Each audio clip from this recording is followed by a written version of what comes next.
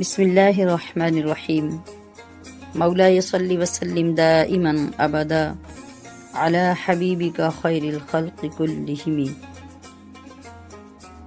خدا کی ہے عنایت ماہ رمضان آنے والا ہے، ہوئی حاصل مسرت ماہ رمضان آنے والا ہے۔ ماہ رمضان، ماہ غفران، ماہ سبحان، ماہ رحماں۔ ماہ رمضان، ماہ غفران، ماہ سبحان، ماہ رحماں، کھلیں گے باغ جنت، ماہ رمضان آنے والا ہے۔ الحمدللہ کہ ہر سال کی طرح اللہ رب العزت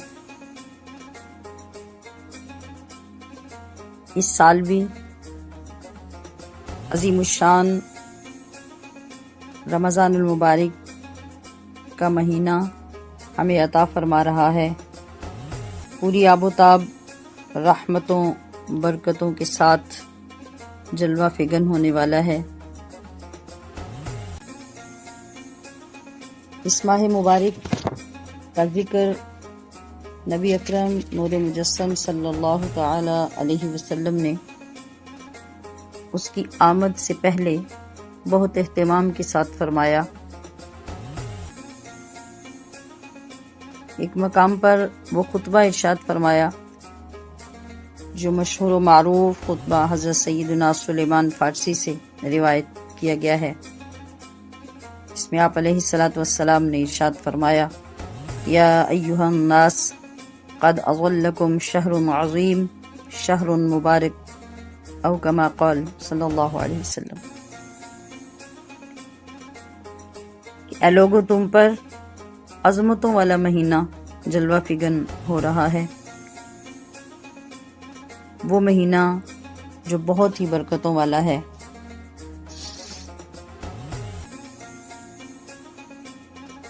تو گویا اللہ کی طرف سے جلوہ گر ہونے والے اس مہمان معظم کی آمد سے قبل آپ علیہ السلام نے اس کی فضیلت کو بیان فرمایا،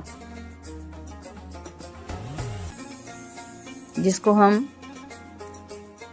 عام لہجے میں استقبال کرنا کہتے ہیں۔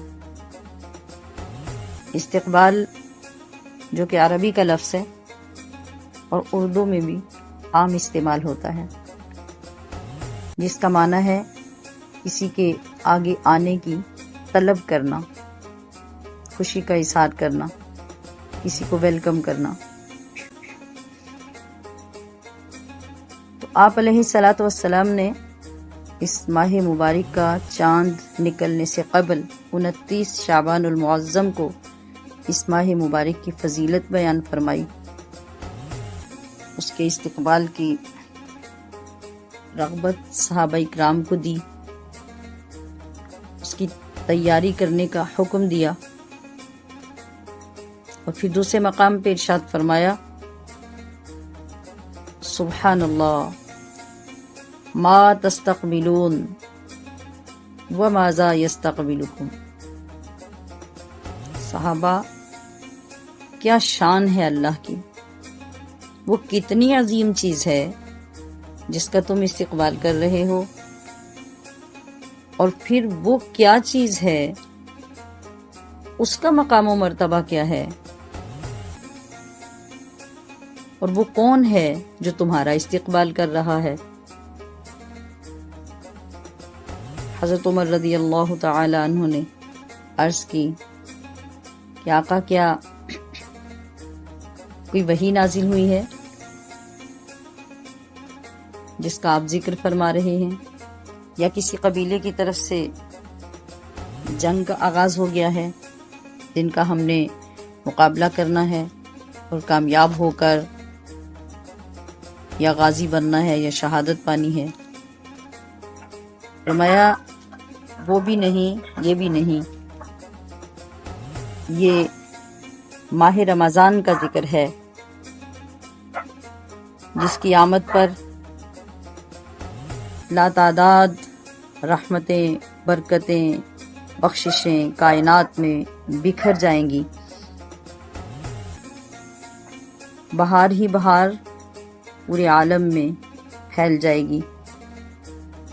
یہ مہینہ ہے جو امن انگیز، جانواز اور خیر افزا ہے۔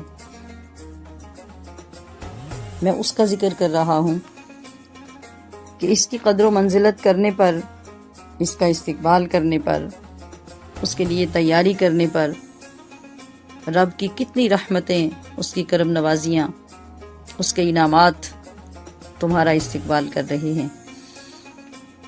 اور پھر آپ علیہ الصلاۃ والسلام نے صحابہ اکرام کو مبارکباد دینے کا حکم بھی دیا، یعنی یہ فرمایا کہ اس ماہ مبارک کی ایک دوسرے کو مبارکباد دو، اور خود آقا صلی اللہ تعالی علیہ وسلم صحابہ اکرام کو اس ماہ مقدس کی مبارکباد دیتے اور صحابہ اکرام آپ کی بارگاہ میں مبارک پیش کرتے۔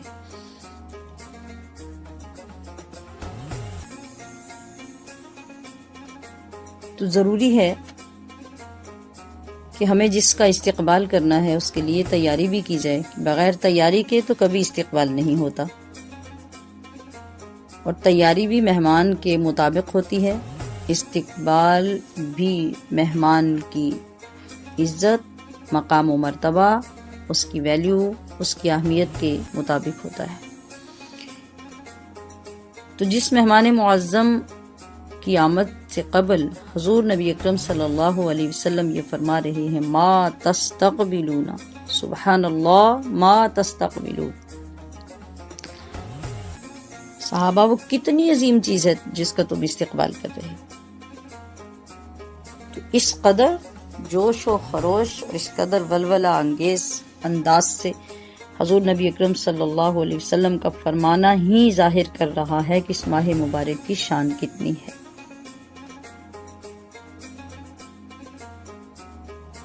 تو ہمیں حضور نبی اکرم صلی اللہ علیہ وسلم کی سنت مبارکہ کو پورا کرتے ہوئے تو اللہ پاک ہمیں یہ سعادت عطا فرما رہا ہے۔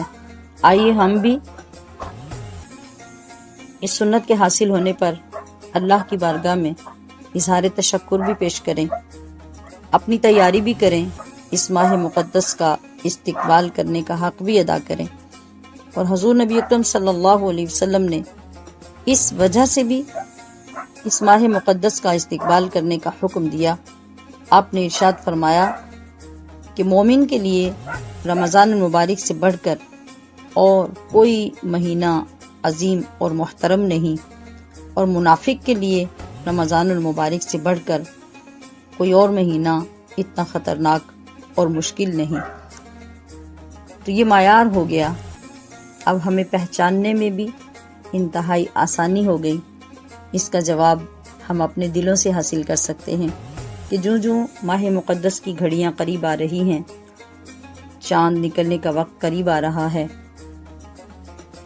تو ہم اپنے دلوں کا جائزہ لیں، ان کو دیکھیں، کیا ہمارے دلوں کے اندر تنگی ہے، مشکل محسوس کر رہے ہیں، فکر مند ہیں، یا خوشی سے سرشار ہیں اور اندر نورانیت محسوس ہو رہی ہے، ولولہ ہے، اور اس مقدس مہمان سے ملاقات کی بے قراری ہے۔ یہ ساری کیفیات ہم خود اپنے اندر دیکھ سکتے ہیں اور فیصلہ کر سکتے ہیں کہ ہم ایمان کے کس مقام پر ہیں۔ تو عزیزات گرامی قدر، آئیے اس مختصر سے وقت میں اس ماہ مبارک کے شایان شان ہم اس کے استقبال کی تیاریاں بھی کریں، اور پھر جب اس مہمان نے جلوہ گر ہونا ہے تو اس کی ضیافتوں کا اہتمام بھی ہمارے ذمہ ہے۔ صرف استقبال نہیں کیا جاتا، آنے والے مہمان کو جتنا عرصہ ٹھہرنا ہوتا ہے اس کا پروٹوکول، اس کی دلجوئی، اس کی عزت افزائی، اس کی ضیافت اس کے مقام و مرتبہ کے مطابق بھی میزبان پر لازم ہوتی ہے۔ ہم کوشش کرتے ہیں کہ ہم بہترین میزبان بن سکیں۔ اس مختصر سی گفتگو میں تیاری کے متعلق عرض نہیں کر رہی، صرف استقبال کے متعلق عرض کر رہی ہوں، اور انشاءاللہ ابھی اس کے بعد اگلی گفتگو میں ہم اس ماہ مبارک کی تیاری کے کچھ قواعد و ضوابط سمجھنے کی کوشش کریں گے۔ اللہ پاک ہمیں اس کی توفیق عطا فرمائے۔ وما علیہ الا البلاغ۔